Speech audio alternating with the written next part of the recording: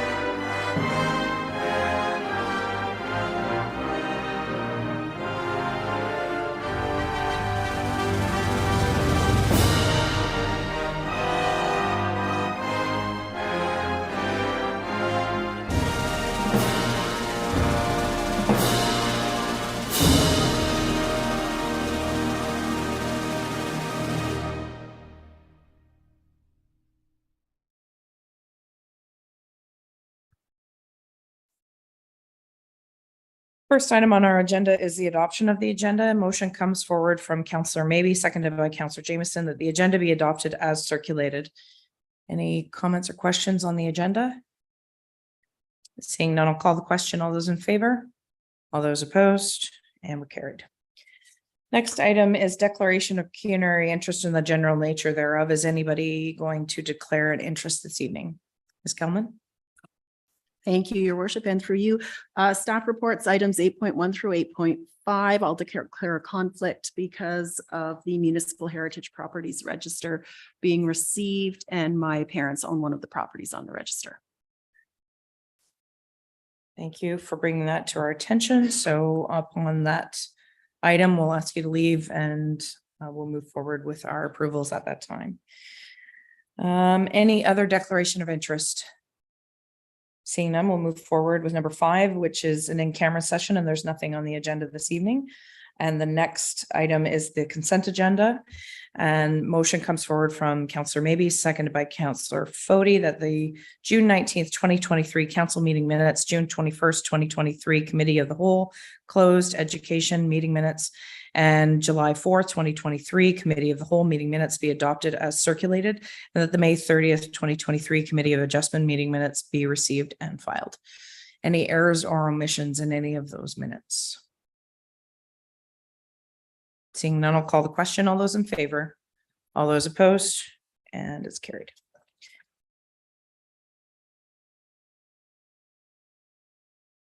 Next item is coming forward from Councillor Fody, seconded by Councillor Jameson, that the council approves staff reports as recommended at the July 4th committee of the whole meeting. So we have the proper. Did I get ahead? No, I didn't get ahead of myself. I apologize. I was just trying to make sure I didn't skip over something. So Angie has left the room, so we will go forward with any discussion in regards to staff reports. Are there any comments or questions before I call the question? Seeing none, I will call the question. All those in favor? All those opposed? As carried. Dave? Oh, there she is. She heard that I was carried. Next item is moved by Councillor Jameson, seconded by Councillor Fody, that the information items be received and filed. So motion is on the floor. There are a number of items for information purposes. Are there is there any one item that anybody would like to speak to? Go ahead, Councillor Grow. Item 9.2, the Municipal Heritage Register. I think this township could support that letter to the minister. If Okay. they're looking for support, I don't see that that's specifically written, but I read it and I think we could support that. I'm trying to remember how that was specifically worded with it. They were, It basically is they're trying to roll back the government action through Bill C-23 on the Okay. Heritage Act. so based on that, we would be pulling it from the consent agenda to ratify a letter of support. We'd have Yes, to a amend letter this of particular- support would be. But before I take any amendment, I'm going to see if there's anything else that needs to be pulled from this, from the information reports for further discussion.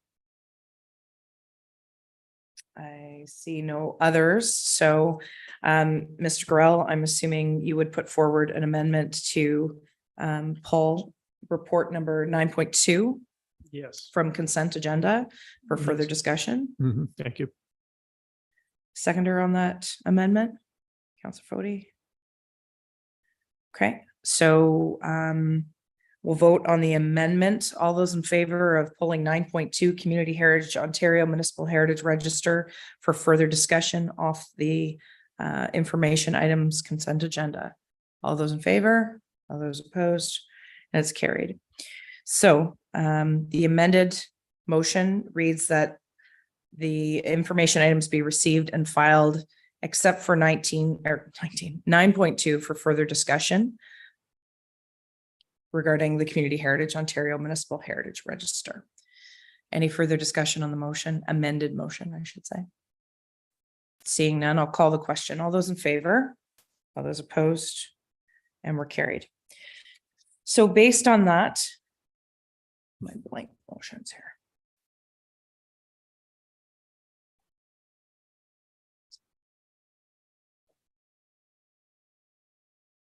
So, Councillor Gorell, you are putting a motion on the floor to support a letter, or to put forward a letter of support for the Community Heritage Ontario Municipal Heritage Register. Yes, that is correct. Okay, do I have a seconder for that motion? Councillor maybe?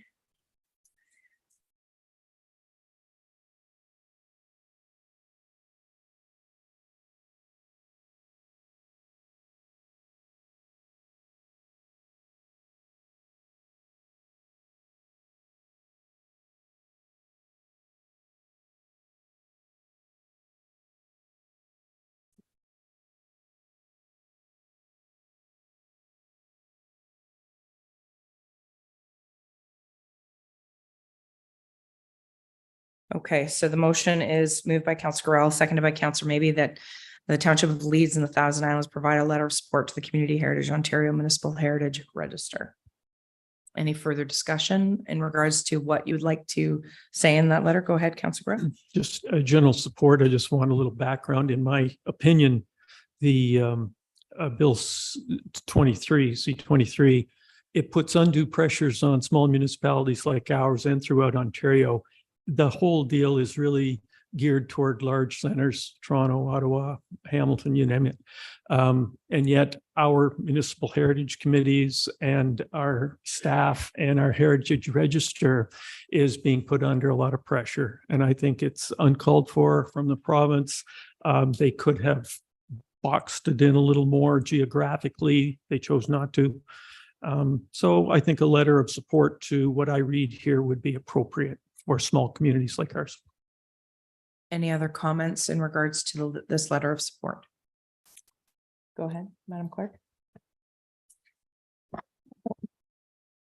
I'm very sorry about that. Through your worship, I just need clarification of where you would like it to be circulated, i.e. The premier, all local municipalities. I think, yeah, municipalities, Minister of Housing, Ministry of Culture, it says here. I think that would pretty much cover it. Thank you. Okay. Any other specifics for the letter? Seeing none, I'll call the question. All those in favor? All those opposed? And it's carried. Okay, so we moved right along to delegations, and first one is the 2023 Youth Bursary Awards check presentation. So at our last committee of the whole meeting, we had received a report from staff in regards to the applicants who came in for our 2023 Youth Bursary. And we awarded 3 bursaries, one to Sage O'Connor, Lane Morency, and Teresa Cardy. So I believe all 3 of the recipients are here this evening, and we're very pleased to have you attend. If you'd like to, I'll ask Sage to come forward to the microphone. I'm going to ask you a couple of skill testing questions in order to get your award. And then you can let me, we'll confer amongst ourselves and make sure that, you know, please sit down and you need to press the button to speak. There. Yeah. Hi, there we go. So Ms. O'Connor is a graduate of Gananoque Secondary School. Sage, can you tell us a little bit about what your goals are after you leave here and go on to post-secondary?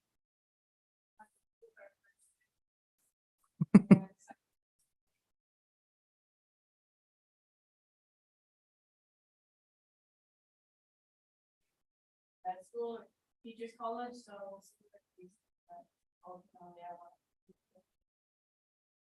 Very good. Thank you very much. So Sage O'Connor is our $500 bursary winner. So thank you. So what we will do is we will do a photo op near the end so everybody can take pictures and all that kind of stuff. So is there any other words you'd like to say, Ms. O'Connor? thank you. You're very welcome. We'll call Lane Morency up next. So Lane, you have the benefit of letting someone go before you. So same question, what are you hoping to accomplish in your post-secondary studies and where are you headed from here? So I'm attending Ottawa U, and basically I'm just hoping to do as well as I possibly can and earn my degree pretty smoothly and go on to try and achieve my future goals. I'd like to own my own business someday, so I'm looking forward to just getting started in September. Excellent. Well, we hope that maybe this will be the spot for your business someday and you can come back and be part of our community as a business owner. So thank you very much. Thank you. So Lane Morency. Next, we have Teresa Carty.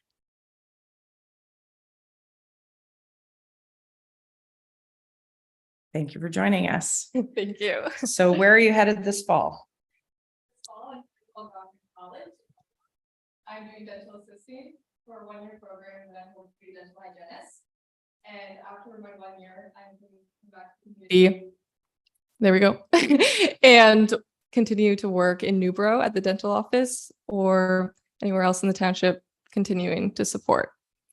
Well, we happen to have the mayor who is in that jurisdiction in Newborough, and I'm sure he is extremely happy to hear that some of the youth are heading back this way after post-secondary. For sure, it's been great. Thank you. Thank you so much. So that is Teresa Carty.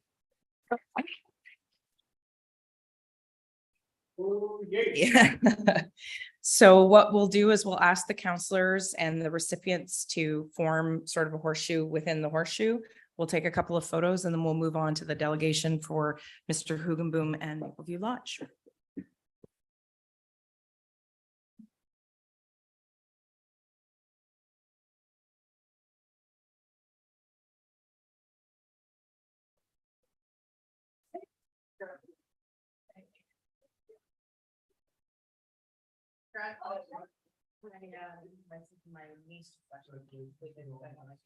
We need them. Yeah, absolutely. Thank you. There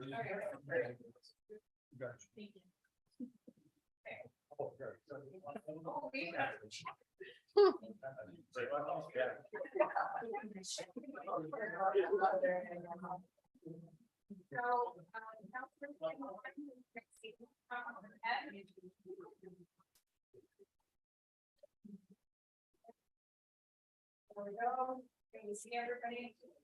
Yeah, if you want to. come forward.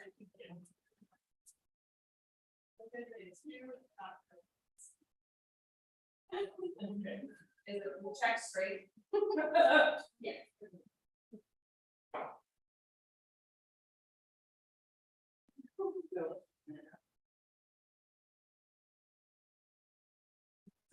Okay, next.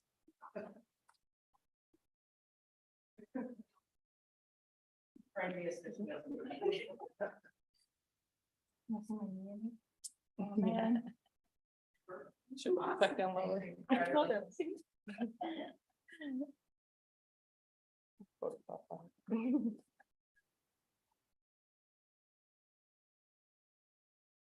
Wonderful, thank you very much. I don't have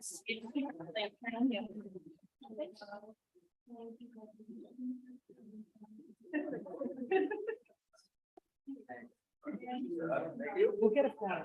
Yeah.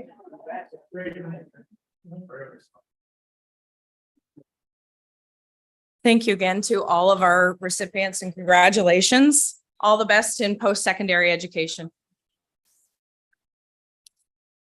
It's one of the few things that we can do to help our youth, so very much so.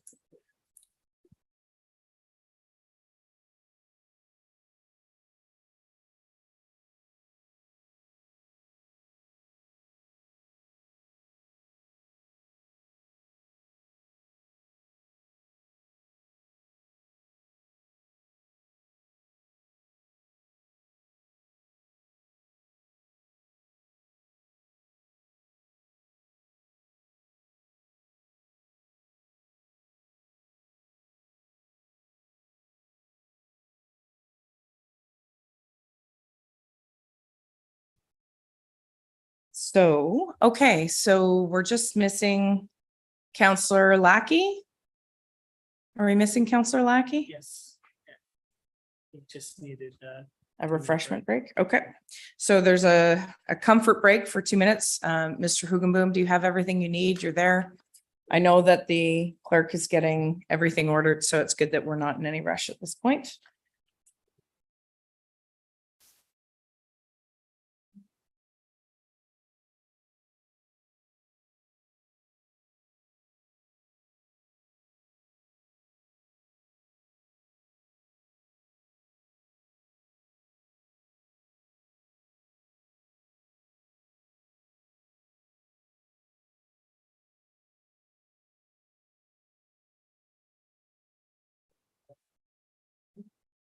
Tonight.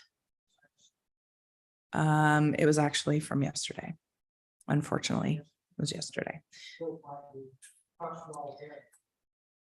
Well, I guess since we're waiting for Counselor Lackey to come back from a comfort break, and now would be a good time to actually address that. So thank you for bringing it up. It is just for information purposes. There is no report. Unfortunately, on County Road 42 last evening, there was a fatal fire that both of our fire departments, both Rideau Lakes and TLTI attended. And unfortunately, as of today, there was an ongoing investigation by OPP and OFM. And I believe that recovery efforts were still happening into this evening. Very sad for the family, as well as for our firefighters to come upon those sorts of things. It was a very busy weekend for our fire crew. There was another MVC on Highway 32. That lady is in hospital, but expected to recover at this point. We've had a lot going on, and our firefighters have been at it quite a bit. So, and we had a number of trainings happening this weekend at the fire training center. So it was a extremely busy weekend, but we do appreciate our mutual aid agreement with our neighboring fire departments. And the only way it works is if we all work together. So thank you very much. Okay, so we will move on to 10.2. We have Mayor Hugenboom, who's part of the Mapleview Landings Fundraising Committee, here to give us a delegation presentation. Take it away. I'll thank you, your worship and members of council and staff.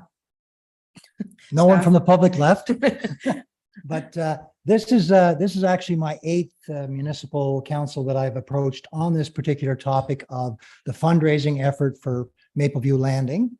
And my purpose is twofold. One is to inform people directly about and solicit your support for this particular project, but also if people are watching online, to encourage community members, both individually and as organizations, whether it's churches or lodges or service clubs, to consider this project as one of the ones that they might consider doing a specific fundraiser for. So let me go through the presentation for you, which I know you have. Of course, the history of Mapleview Lodge is a long history. It goes back, I think, 128 years when it was first built as a house of industry. I'm not sure what a house of industry is, but I know I wouldn't want to have been assigned there. In 1926, it was renamed the Leeds and Grenville County Home for the Aged. In 1972, it became Mapleview Lodge.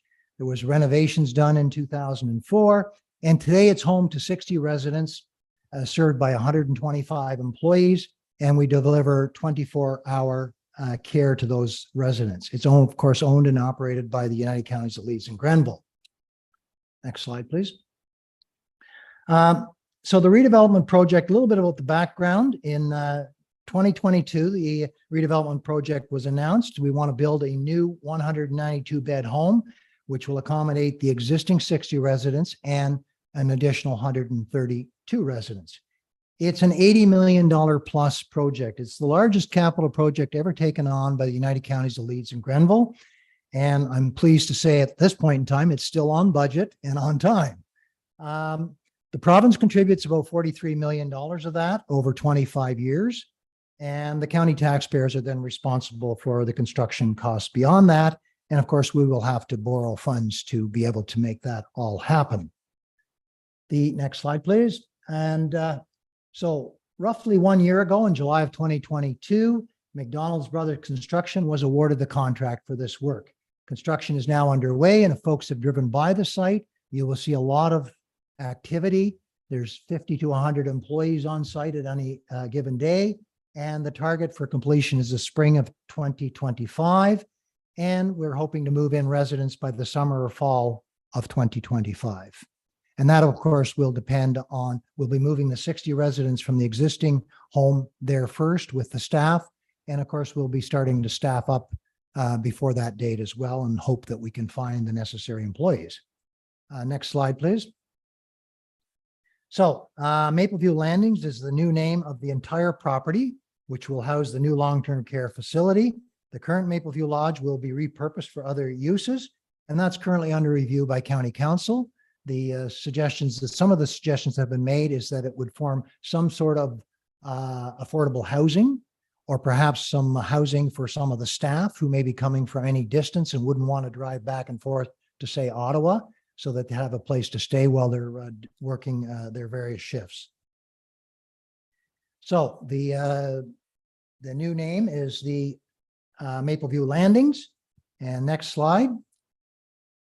And we want to thank the Tackerbury family, which is located in this township for the most part. I know some of their operations across the road in our township, but sincere thanks to the Tackerbury family for their generous donation. And they've donated a total of $500,000 to this particular fundraising campaign of $3 million. So the actual home will be called the G. Tackerbury and Family Home. Next slide, please. Again, there's a few photos there of the work that's currently underway. These were taken, I think, over a month ago. Excuse me. Next slide, please. So the baby boomer demographic in Leeds and Grenville is higher than in other regions of Canada. I can't speak for your municipality, but I can speak for my own. We are 25% higher than the provincial or the national average in terms of seniors within our jurisdiction. So we know that we're going to need these beds, and there are more people moving into this region, obviously because of the lifestyle and the environment that we're able to offer, but we do have to take care of those folks that are moving through that bracket of age and will need this facility. So we're hoping that you will be part of the solution going forward in terms of this particular fundraising campaign. So why donate? Well, we're looking to enhance the quality of life for the residents in the state-of-the-art long-term care facility. And we know that the average age of people going into long-term care in Ontario is 86. The average stay is about 18 months. So this is an end-of-life home for these folks. And we want to make sure, I'm passionate about this, we want to make sure that these people have the best care possible, that we aren't sort of nickel and diming them through the process, that we have a great facility, and that they have all those extras that might make life a little bit more comfortable for them and a little bit easier for the staff to provide the care that's necessary. So I won't go through all of that. We're looking at instilling a family environment. Your family is our family. We do offer a high staff to resident ratio, and we are currently working on what's called a model of care that intends to put the residents first. And little things like, for example, in most institutions, mealtime is 5 to 5:30. We're hoping that we're going to be able to offer the service that if you don't feel like having your supper until 6, you'll be able to do that, or 6:30. So we're trying to build increased flexibility in it, which we think will make the life of the folks there that much more satisfactory. Next slide, please. Can't say too much about this slide. Great picture of me from a couple of years ago when I had more hair. But what we do have on this particular slide, it includes 4 former wardens of Leeds and Grenville and 2 from local corporations. Mr. Tackerberry, I think you'd know, and Mr. Shelley Bacon is the vice chair, but he's also the president of Northern Cable. So again, all of these people are working on different areas. The area that I've been assigned is to approach all the municipalities in Leeds and Grenville to pitch this particular project. So next slide, please. So I mentioned the goal. The goal is $3 million. I know our committee spent a fair bit of time coming up with this number. We wanted a number that would challenge us, but also one that was attainable. I know that recently I attended the Perth Smith Falls Hospital fundraising campaign for an MRI machine. Their goal is $6 million, and the thing is going to be up and operational by October. And I said to them, I said, you should have started this campaign 2 years ago, because once the facility is built, then our minds move on to other things. So I think 3 million is a realistic goal, and I think we can achieve it, and we're making good progress already. Next slide, please. This is just a couple of illustrations of from our consultants of what the rooms will look like and what the facilities will look like. There'll be private and semi-private rooms. So that gives you a little bit of a concept of what the facility will look like going forward. Next slide, please.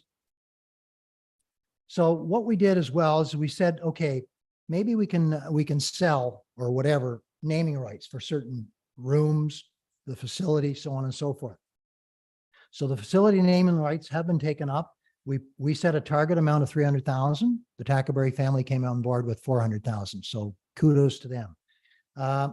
We have the Secure Garden and Shelter. We have one of those, 100,000.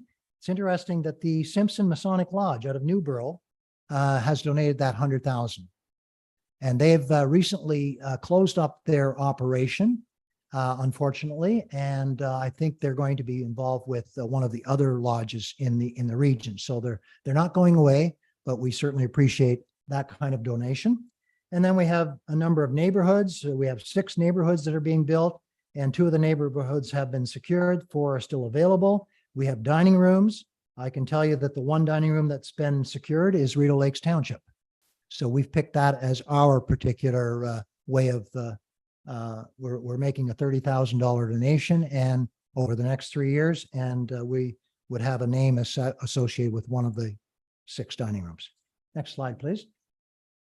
Here are some of the smaller items as you go down through the list. These are some of the things that we felt that if people made a certain size of donation and they didn't just want to give it as a generic type donation that could be used for anything, that they could have some facilities named after themselves or their corporation or their municipality. So you can see that resident rooms, for example, we have 132. We said $5,000. Then you could, if you made a $5,000 donation, then one of the rooms, would be recognized as not your room, but the room that you sponsored. Next slide, please. And okay, this is the balance of that listing, the dining balconies, the sunrooms, and the water fountain in the garden. So those are a few of the examples. And let me go to the next slide. So the other thing that I wanted to note is that no donation is too small. We want to encourage groups to run a bonspiel or have a barbecue or a bingo. I can tell you that we just had Elgin Days. And one of the things I did was I said, I'm going to have a yard sale with 100% of the proceeds going to this particular cause. Well, I raised $1,100 in 4 hours. So there are all these different ways that people could step up to the plate and make sure that we reach that $3 million goal. All donations are eligible for 100% tax receipt, and donors of $1,000 or more will be recognized through placking at the entranceway. And I know for municipalities, a tax receipt is not an important thing, but for individuals and for corporations, there are opportunities there. Next slide, please. The gift to be used for many additional amenities. We're looking to make sure that we have technology there, that each of the residents who want to be connected to the internet or to have a television in their room are going to be able to do that. We have things like lifts. The actual contract only provides the tracking in each room for lift, but does not provide the lifts for each room. So there'd be a certain number of lifts, which means the staff have to move that lift from room to room when people need assistance getting out of bed to be able to go sit in the sunroom or go to a meal or something of that nature. And we think it'd be great if we could fund perhaps a lift for every room at some point in time. So those are a few of the examples. And of course, other donations can simply be just put in this pot, and over the next number of years, as we end up with issues that will affect the quality of life there, we're going to be able to fund those. Next slide. So what's the target for the municipalities? We came up with this target of $1 per resident for each of the next 3 years. And we know that, most municipalities have set their budget for this year. Some municipalities are telling me that if at the end of the year they have a surplus, they'll look after their commitment then and there. Others are saying we'll spread it out over the next 3 years. Either way is fine. We're just trying to make sure that we get some sort of commitment. So based on your approximate population, we're looking at 29,400. And I know it says here that could be naming rights for a dining room. You bumped it up to 30,000, but I'm sure if you gave us 29.4, we'd let you have a dining room as well. But anyway, so all of the contributions will also receive a red leaf on the maple tree, leaf tree of recognition for donations over $10,000. So that means the municipality would have their name on a recognition tree that we'd have at the entranceway. I did mention that we are hoping that various organizations such as churches, service clubs, etc., will choose this initiative for a designated fundraiser. And some of you probably have connections with some of these groups. I've approached the Elgin Lions Club, for example. I'm doing a presentation to them in the next month, and they've indicated to me that they're going to be inviting representatives from the Sealy's Bay Lions Club and the Westport Lions Club. So I'll get all three of those clubs in one presentation and encourage them to do something. I know the Athens Lions Club, for example, has donated $30,000. So there are people that are getting behind this, which I think is great. The benefits of the gift. Next slide, please. Gives residents a wonderful place to dine and socialize. Your township's donation exposure in the area designated. Tax receipt really might not be applicable, but it illustrates the social responsibility going forward as a community contributor. Next slide, please. I did want to quickly mention the Pear Tree Fund. This is not necessarily something for the municipality, but we all know that we have people in our community that have deep pockets and that may be passionate about this facility. And if they want to make a donation that's over $35,000, their effective cost, if they have taxable income, is 10% of that. So, and it's a minimum of 35. So if a company, and some of the companies are taking advantage of this, if they make a $100,000 donation, they will get a $90,000 federal tax break, which is quite substantial, and it goes to the research and development in the mining sector. Next slide, please. So this is called flow through shares. I'm not going to get into any detail about that, but it is available. If you know a donor that would like to make a major contribution, or a corporate donor, then or an individual, then this is a great way to do that and still have the organization, the charity, get the full amount. So the $100,000, for example, we would still get the $100,000, but the net cost to them would only be 10. So the mining companies use the funds raised by this flow through shares for mineral exploration, and it's the federal government that makes all of this possible. Next slide, please.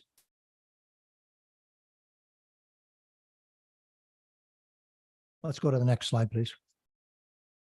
So the tree of recognition. I want to say we appreciate every level of contribution. It all makes a difference. Donors giving 1,000 or more will be recognized on the maple tree of giving at the entranceway, and major gifts will form the foundation or roots of the tree. Next slide, please. So we've come up with, I think, a great way to have a very colorful display as you come into the building. Red leaves, donations over 10,000, orange leaves, 5 to 10,000, yellow leaves, 3,000 to 5,000, basically green leaves, 1,000 to 3,000. Now we also have to acknowledge the previous donors who donated to the last time we expanded in Mapleview Lodge. And we will do that as well so that we don't leave anyone out. But I think it's a great opportunity. These leaves are about this big. You could put your personal name on there, your company name, your municipality's name, whatever you want to do. Next steps. Okay. And I'm not I noticed that you had checks for the kids, and I'm just wondering, it would be really nice if I could take a check home, but no, I'm just kidding. You can take that one. I don't know how well it would cash. Yeah, no, I think, what I've been doing with municipalities is say, take a little bit of time, think about if you're comfortable with the ask. And if you want to dedicate it to a certain initiative that's in there, and then let us know. Let Leslie Todd, who is our funding coordinator, let her know. And once we know that it's there, we can do whatever media release you want associated with that, or or whatever. And it helps build our thermometer that we have. So we do media announcements, whatever you want done with that. We hope that every few weeks we're going to have another media release naming the new people that have come on board and the amounts and things of that nature. And because we want to make sure that we acknowledge people when they do make donations. Next slide, please. So why donate? I want to make sure that I say that our staff is exceptional. Next slide, please. We are a best practice spotlight organization. It's been recognized by the Registered Nursing Association of Ontario. So we're very proud of the staff that we have there, and they've done a phenomenal job the last few years through COVID. I mean, I don't know if there's been a more difficult spot to work than a long-term care home during COVID. So we're very proud of our staff there, and we know that they're going to love working in a new facility. Next slide, please. Well, the real reason you want to donate is that our residents are the reason. There's some great photos there of the existing facility and some of the folks that are currently resident there. And next slide, please. So the campaign goal kickoff took place May 24th. We had some nice announcements at that point in time. We were up to about $800 and some $1,000. And yeah, so we received a few checks, and that was at the Athens. We got kind of caught with the weather, so we had to move it indoors. But it was a great kickoff to our event. And next slide, please. And this is just acknowledging the Simpson Masonic Lodge and their donation. We had a little bit of a photo op with them at the site, and you can see the towers going up in the background. And next slide, please.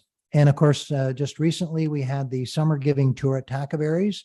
They were looking at 150 people. It ended up that they sold 200 tickets, $30 to $150 a ticket, and that entire amount is being donated. They also provided all the food and all the refreshments and all of that sort of stuff. So it was a great opportunity for a number of people to tour that wonderful collection of antique vehicles that I'm sure some of you have seen, but some of you may have not seen. And if you ever get the opportunity, I highly encourage it.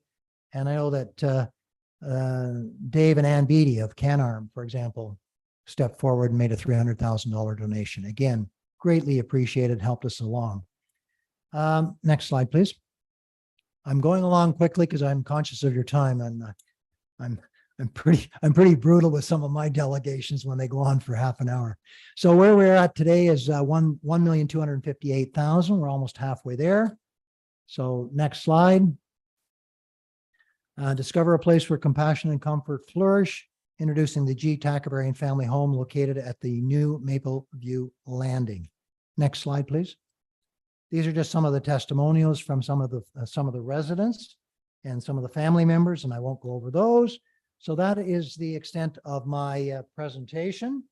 As I said, I'm not looking for you to make a decision today, but I hope that you'll take it under consideration. And I've been quite successful with most of the other municipalities we've approached.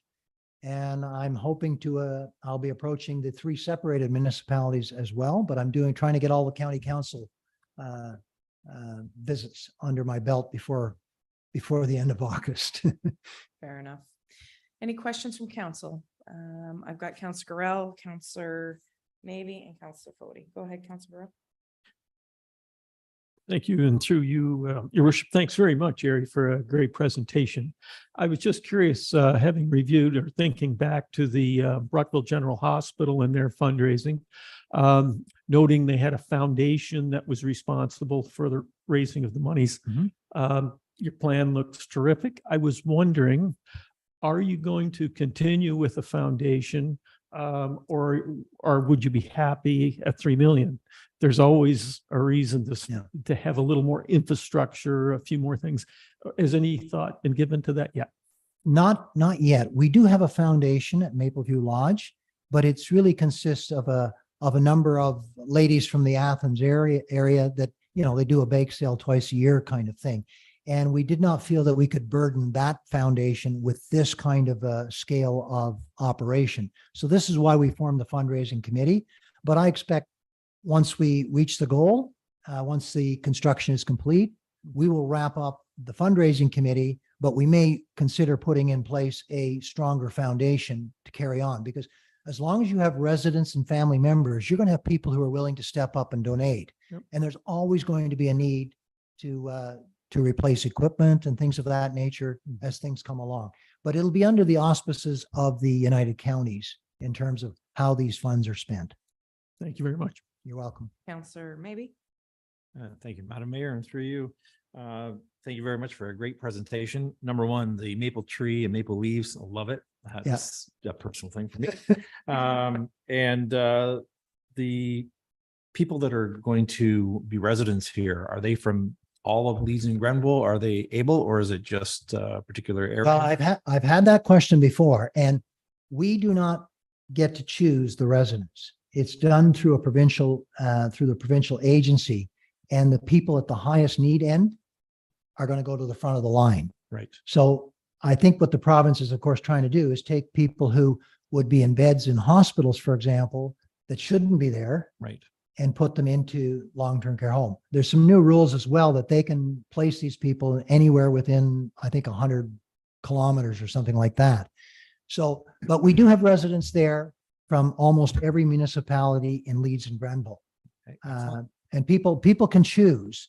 There are people on the waiting list who choose this as their first choice, and then they might choose another facility in Brockville or Gananoque as their second or third choice. Yes. And as a follow-up for another question, is it a for-profit or non-profit facility? It is a municipal facility, which means that, again, that the rates that people are charged are anywhere from about $1,900 to about $2,400. And if you go to a private facility, you're looking at $5,000 to $7,000 a month. So it's not much wonder there's a great demand for this, because we're talking people who simply cannot afford some of the private ones. And the nonprofit ones tend to be somewhere in between those two sets of numbers. Thank you very much. You're welcome. Councillor Fody. Thank you, Your Worship, and through you. As my colleagues have said, a great presentation, well laid out. This is a flagship in our United Counties and will be more so upon completion. My question is, you're referring to the 3 years a few times here. Is there a set date you're looking to target, like the end of 2026, for instance? I would say yes, the end of 2026. We feel that once the facility is open, our efforts for fundraising are going to go down, So we're trying to say to people, look, if you want to make a larger donation, but you can't put all of it in this year, or you need the tax receipt for 2 years or 3 years, we're happy to take that. Okay, because we're not going to be spending this money for at least another couple of years. Once the facility opens, that's when most of those funds will need to go into some of the extras as we go forward. So there's nothing magic about the 3 years, except that's sort of when we started this, we said, okay, we've got a 2.5 year construction period. So let's target 3 years. Now, I know of at least one donation that said, well, I'll give you this much, but it's over 5 years. We're going to take that too. But we also have people who are saying, municipalities are saying, well, your ask is very reasonable. And I've got one municipality that's considering actually donating more than the ask. So, but it's whatever your council feels that they can afford to do in the period of time that you'd like to do it. Thank you. Just lost my train of thought. The completion date for the construction, is it in sync with this as well, the end of Pretty 26? much. We're looking at the first residents going in at the end of 2025. Yes. December is the The goal. fall. Yeah. By December, we would have the full, Yeah. full complement. And we would start with the 60 people. As soon as the facility's done, as soon as we'll populate one wing and then another wing and then another wing as Well, as a great municipality, coordination. as a municipality who's has, and will have residents out there, I personally don't see it as we can afford to. We can't afford not to. Yeah. But thank you. Thank you. Go ahead, Ms. Gelman. Thank you, Your Worship, and for you. And I'd also like to thank you for a wonderful presentation. I take this very personally. My grandmother was the resident at Mapleview Lodge for about 5 years until the end of this past January, when she passed away 5 days after her 100th birthday, very peacefully in her own bed, in her own room, in a place that felt like home to her. I can certainly attest to the fact that there are exemplary staff there. And of course, she was there through COVID, and we saw horror stories on the news about other for-profit and nonprofit homes, and felt so fortunate that she was where she was.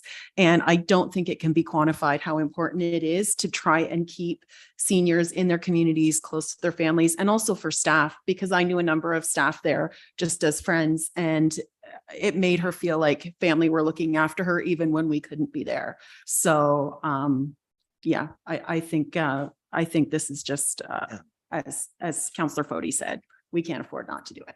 One of the things that I didn't mention that I hear from people all the time is, I want to stay in a rural area. I was born and raised in a rural area.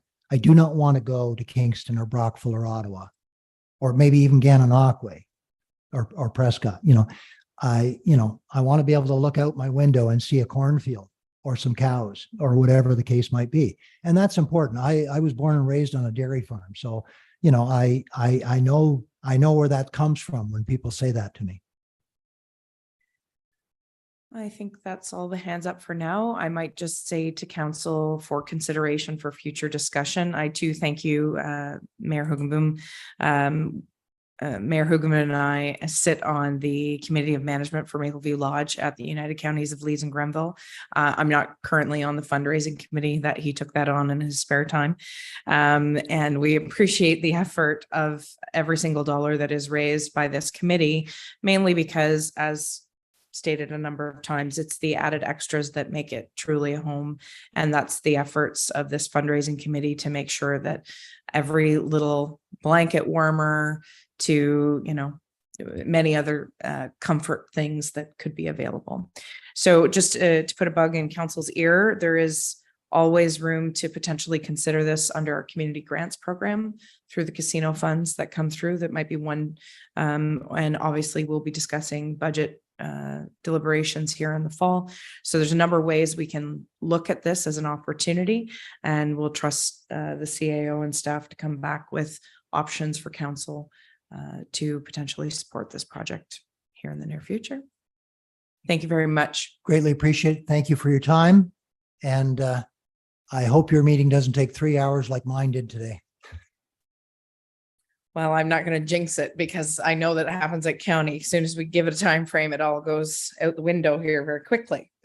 So thank you again.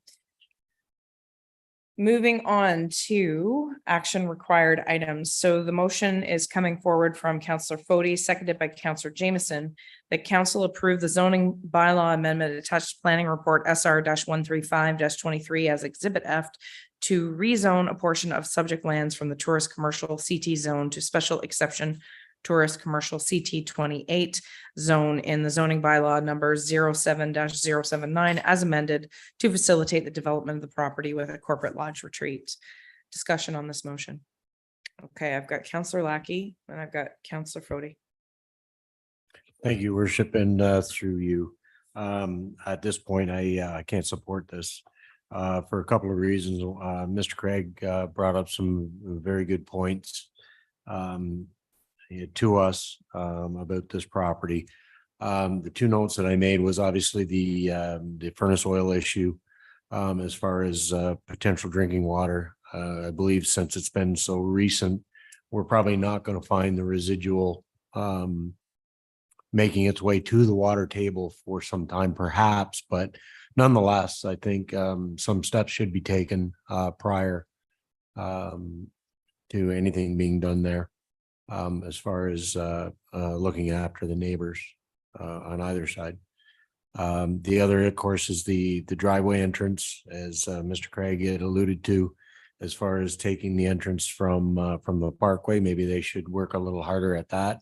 But again, my comment during the first segment of the meeting was noticing the driveway off of Rose Island Lane, which to me is, as I indicated, it's the first property on Rose Island Lane, which would affect no one. So I understand they want to do a drive-through laneway. You know what? Make it a circular. I mean, there's got to be some bend here where, again, we're not affecting the neighbors. So I'm not in favor as it is presented. Okay. So I have Councillor Fody. Thank you, Worship, through you. I'm not going to repeat what my colleague, Councillor Lackey, had to say, but I agree with all of it. There's just too many questions here that raise alarm bells on this property. I would like personally to see some soil samples taken in and around wherever there may be potential oil spill, as Ms. Gilbert had indicated tonight what she had seen and knows. I just don't want to step us into a problem that we could mitigate now rather than wish we had later. Thank you. I would just remind council in regards to that issue, that would be an MOE issue, so it would need their involvement. We would not be taking any soil samples or testing. And as far as water testing is concerned, that is the residents' responsibility as well. Obviously, we give out the bottles here. We don't test any water unless it's municipal property at this point. So go ahead. Thank you, Your Worship. But just for clarity, can we not require it? I'm sure that is something that the CBO can have discussion with Ministry of Environment. Madam Planner, confirm or deny? Yes, through you, Your Worship. That is certainly something that planning can work with the CBO on, and even adding a special condition or two to the site plan control agreement, because it is quite a separate issue from the matter at hand that's before council this evening. Is something that can be addressed in a special condition registered on title to the property to make them obligated to fulfill whatever conditions we want as council seeks with respect to the oil tank issue. All right, thank you. Okay, Councillor Maybe. Thank you, Madam Mayor, and basically reiterate basically what's happened, but we are responsible for Clean Water Act. So that's where I kind of stand. Only But in, yeah, true, but we only in a municipal setting, yeah, only in Lansdowne. well, when we took training down in Prescott, they talked about wells too. So that's why I kind of No, lean on it's that? only the No? well. It's Okay. only the well in Stand Lansdowne. corrected then, but I'm very conscious. And to that point, there was a spot in Gananoque where they had similar situations and they cleaned it right off to the rock and let it sit for about a year before they actually gave the green light to say it was okay to use. But granite doesn't leach too much oil. Thanks. Okay. Any further comments or questions Yep. or requests for deferral?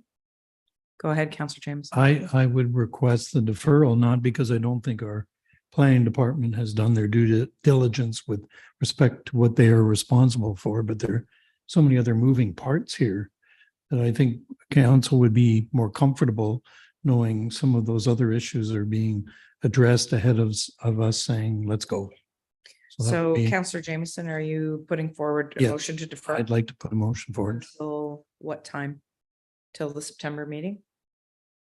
Assuming some of the questions that have been raised around the table and in the public gallery and so on can be addressed, September's fine.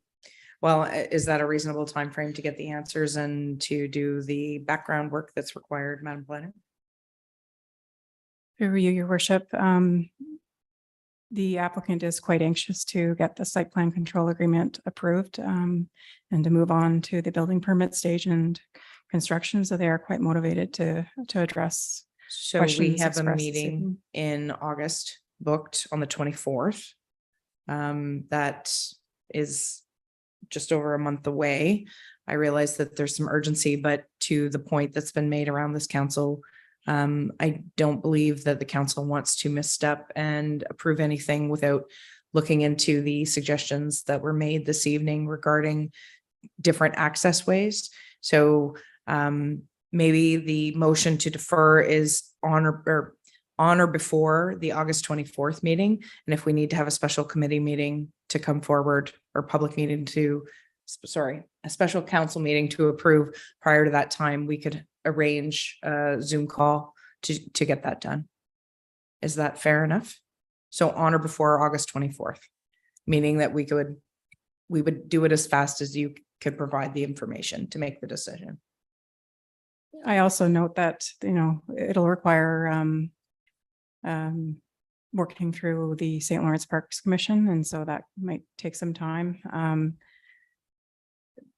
Creating a separate commercial access is subject to a traffic brief. So that would take some time to prepare and have it reviewed by. One of the suggestions was access through Rose Island Lane rather than a separate new entrance. So I think that is the first and foremost discussion piece, rather than making it a circular driveway. So I think there's mitigation measures that can be taken, as well as dealing with the other concerns for council before a decision is made. If that makes sense. Mr. Stia. Thank you, your worship, and through you. Well, I would propose that we leave it comes back in September. If we are ready to come back before council sooner, we certainly could arrange something through the clerk, but I'd hate to say, oh, it has to come back before the August 24th if we're not in a position to have any news. If we put an outside time frame of September, that's an extra 10 days after. So the deferral is for on or before the September council meeting. Okay.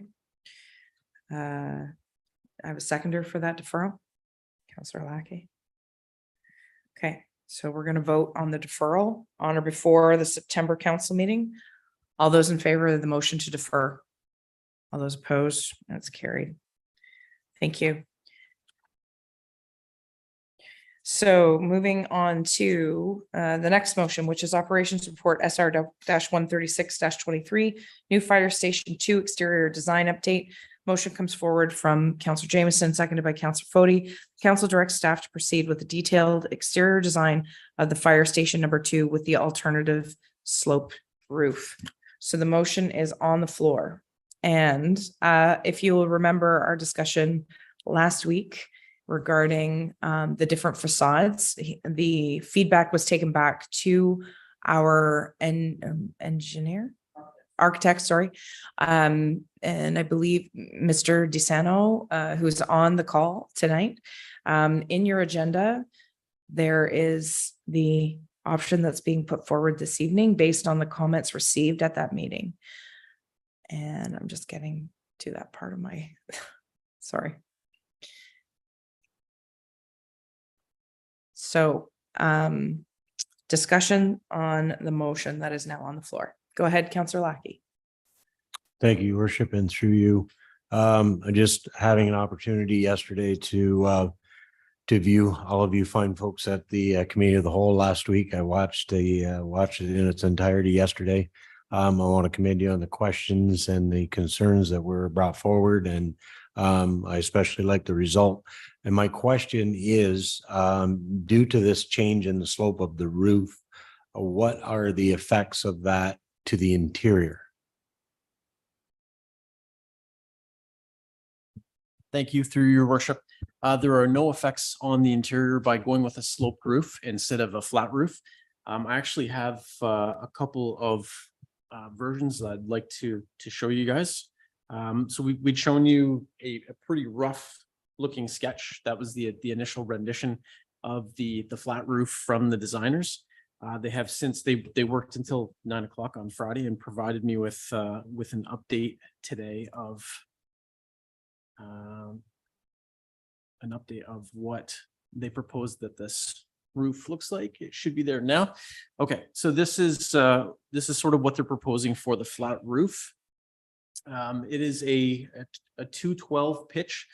And I know that there were some discussions about a 312 pitch. So what they're proposing with this type of roof, it's warrantable at 0.5 over 12. And you can go up as high as 312. Their concern with going to a 312 is that the amount of space required underneath the roof in the attic, it's more space that we would have to heat.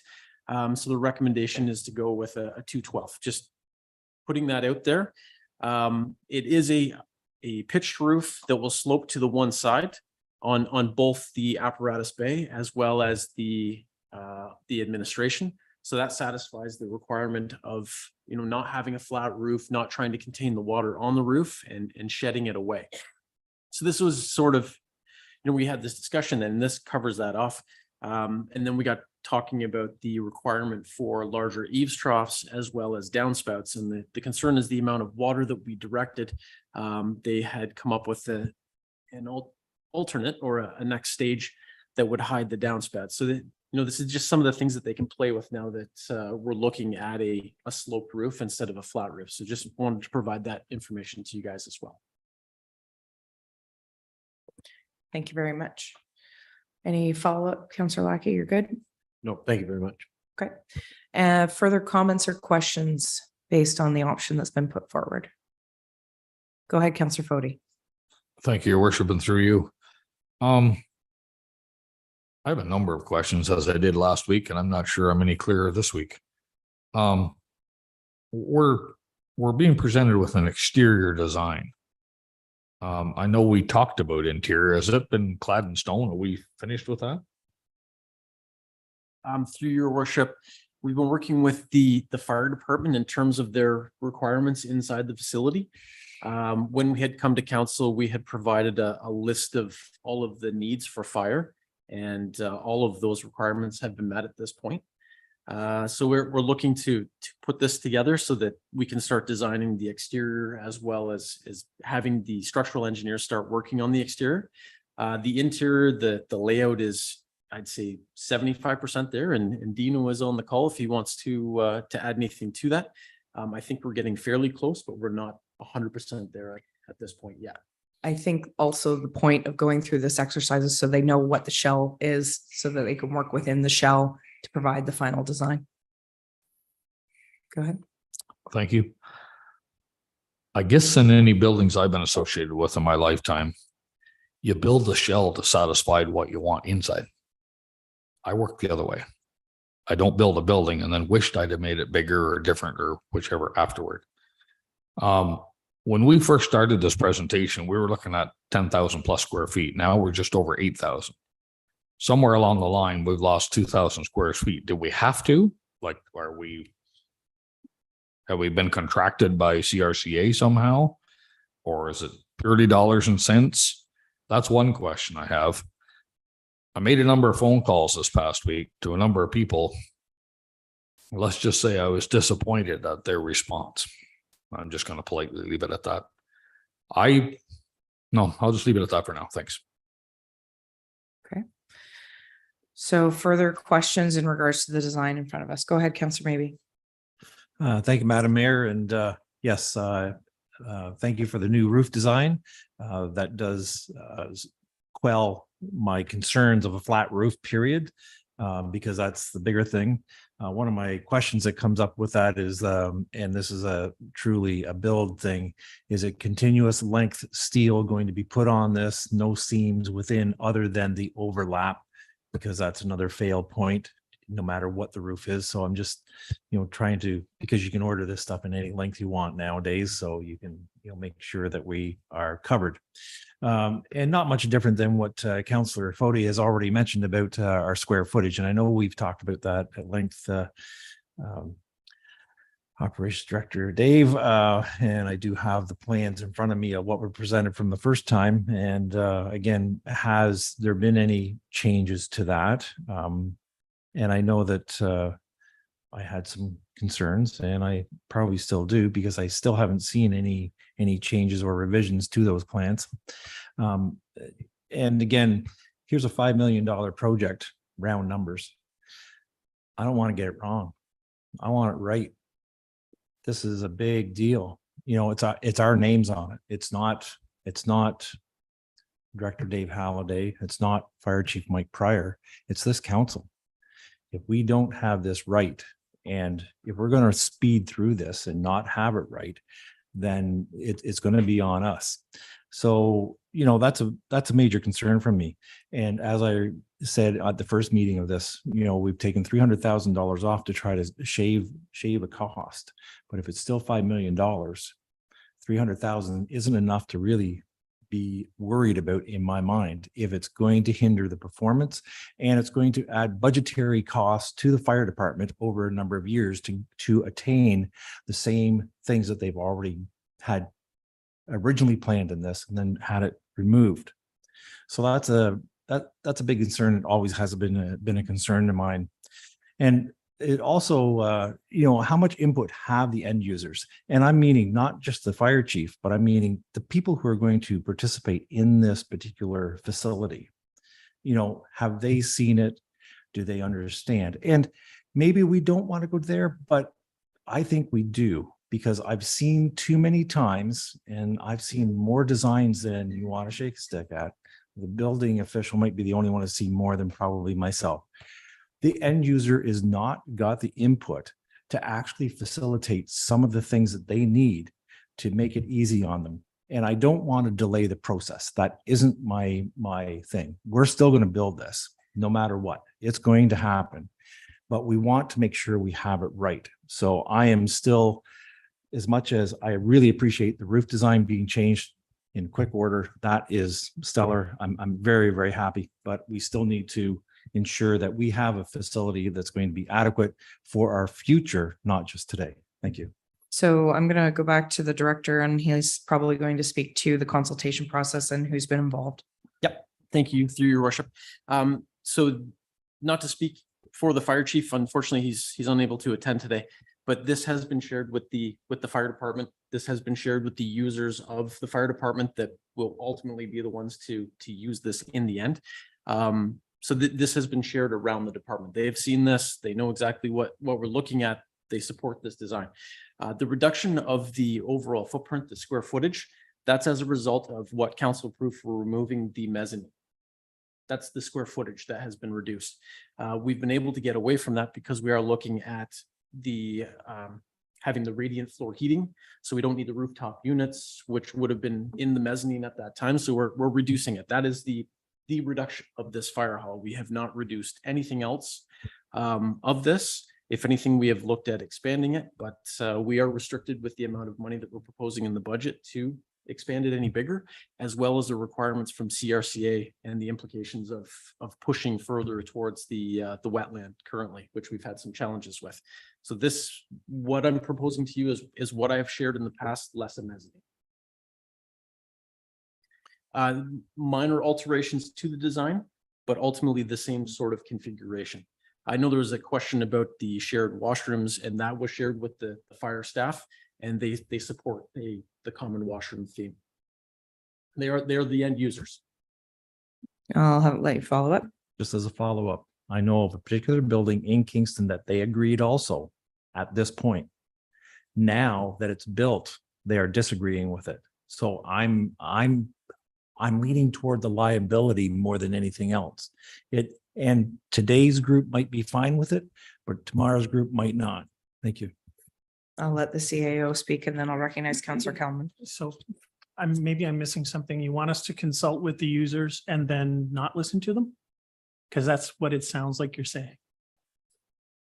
So you're saying, but just to clarify what you did say, you said that the end users were consulted, the decision was made that they supported, and now it's built, they're not supporting it because of how it's all rolled out.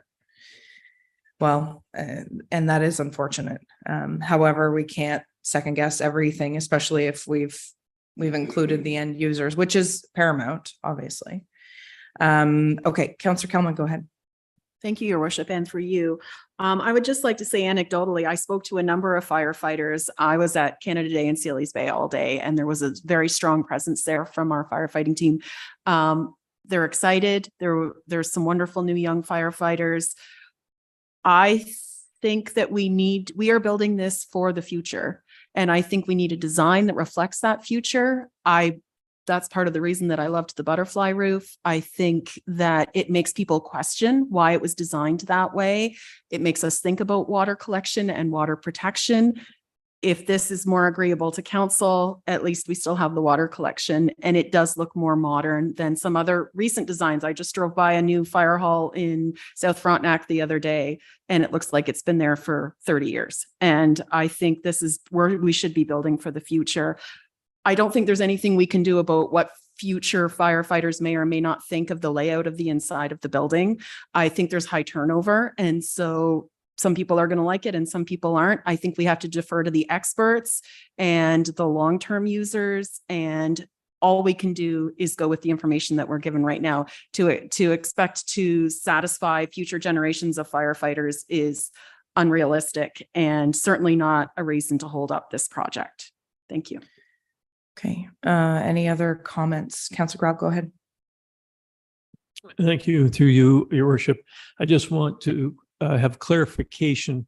When we first started discussing this and council went and toured various fire stations, it was brought to our attention, because we are not the experts, but there were certain requirements regarding health and safety. It was quite an eye-opener. And going into the future, this building's going to be around 75 or more years. So going into the future regarding health and safety issues of decontamination rooms and all of those items that were a little bit surprising to me, does this current design incorporate all of that health and safety stuff that we talked about? And was any corner cut in that area? Because that will come back and haunt us if that's the case. So the roof, let it be the roof, nice 212 pitch.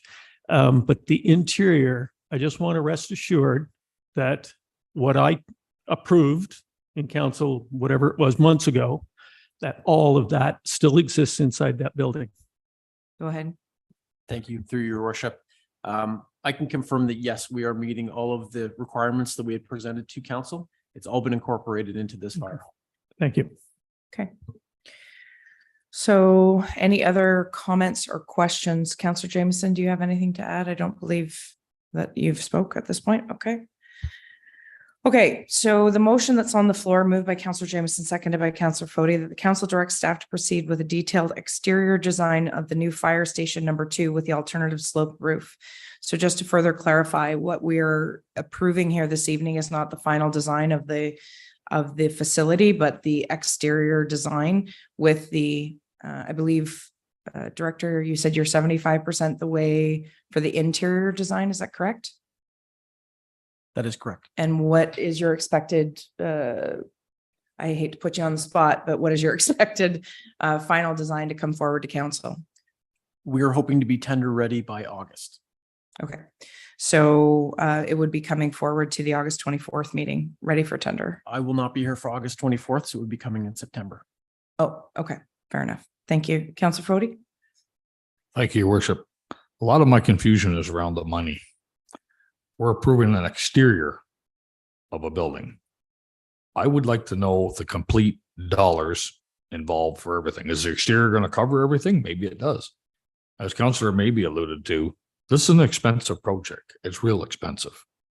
And we as elected officials will wear it out in the public.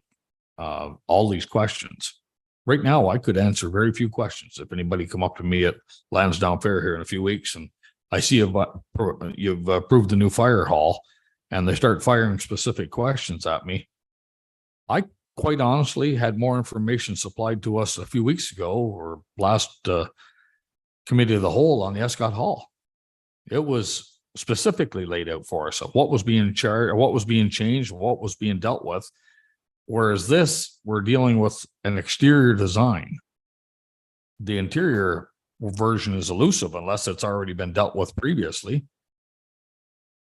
I stand by comments that I won't repeat in phone calls this past week. My wish would be that we hold a special meeting on this fire hall. It's a $5 million ticket, one way or another, when we're all said and done. And I want all the players to sit here and answer all the same questions. That's just my wish. Go ahead, Councillor Rowe. If I may, and through you, Your Worship, could I get a sense of, just a sense of the tone, or not the tone, but rather what elements of this building were being questioned, generally speaking? The size, what is being included, or was I don't have a sense of what the problem is there, to be honest with you. Thank you. I'll get this specific, Councillor Grell. The fact that they were not included on the questioning.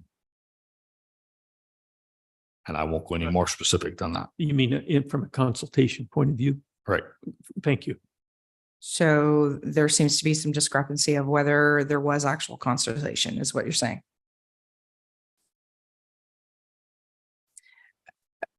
I'm trying to read between the lines here so that I can be very clear on what Yes. it is that's holding you up. So the motion is on the floor, and before I call the question, I want to have that fleshed out. Okay, that's fine. But the motion is on the floor for an exterior design with the dollar amount attached to it. Sorry, the no dollar amount attached to it. They have a dollar amount we have approved in the budget, or Mhm. conceivably, Right. and the tender would come back based on that dollar amount, and it may come in under, it may come in over, and we don't award anything until we receive the tender packages back. Once we get the tender packages back, the staff go through those packages, present us with the best possible option based on the design. So this option that's being presented to us this evening is to help finalize the design to go out to tender based on the point made by, the only thing that we've changed from the original design was to take out the mezzanine, which was agreed upon here at council. Councillor Garrell indicated in his question that we're still meeting all of health and safety requirements as described previously. How it's logistically laid out is where they're at the 75% mark. They're just trying to get that final layout, and then the final layout comes to us prior to tender. Am I reading this correctly? And if I may add, Your Worship, that the design is within the amount budgeted by council for this. So Dave was given a budget, and the designs were drawn to what can we get for our budget. So the motion that's on the floor is to ask if the overall outside concept design can be approved so that they can finalize the interior design along with it. Correct?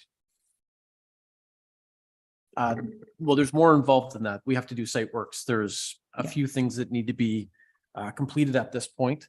But yes, we have to complete the interior design. We have to complete the exterior design, and we have to do the site works.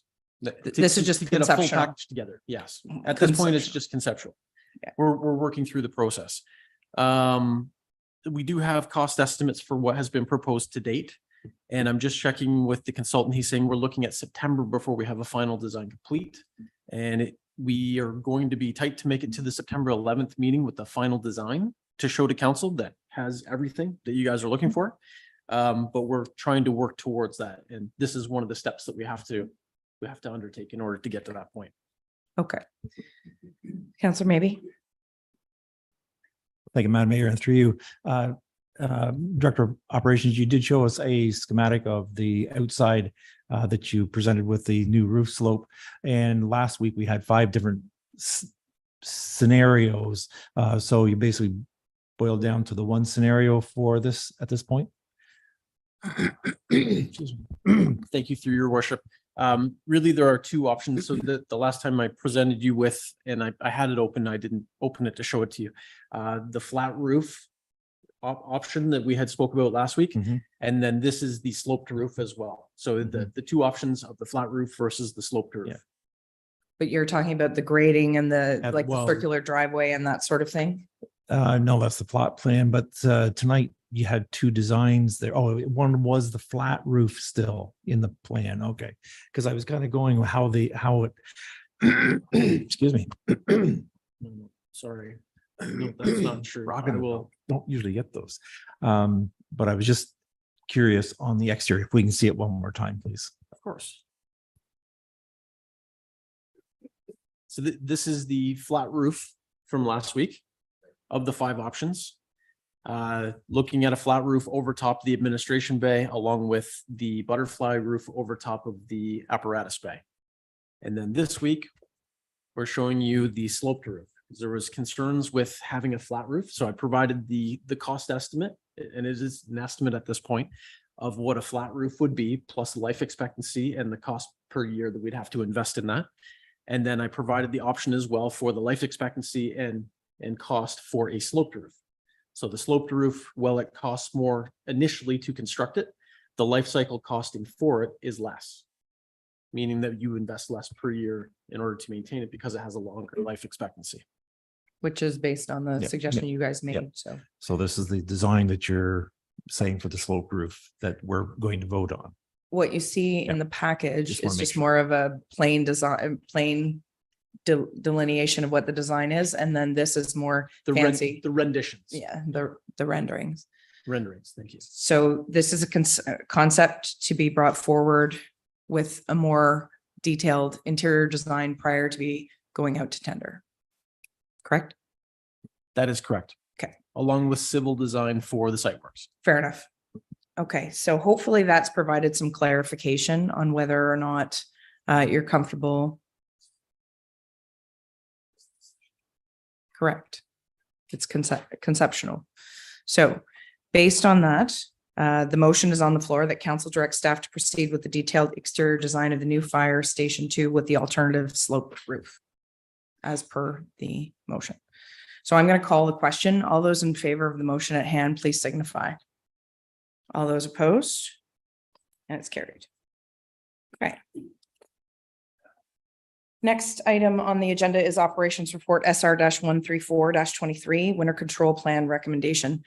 I just realized it is 5 to 8. Do we need a comfort break, everyone? I think maybe that we've been going since 6. Some of you slipped out, but some of us didn't. So before I put that motion on the floor, if we could take a comfort break and be back here at 8 p.m., that would be great. Thank you.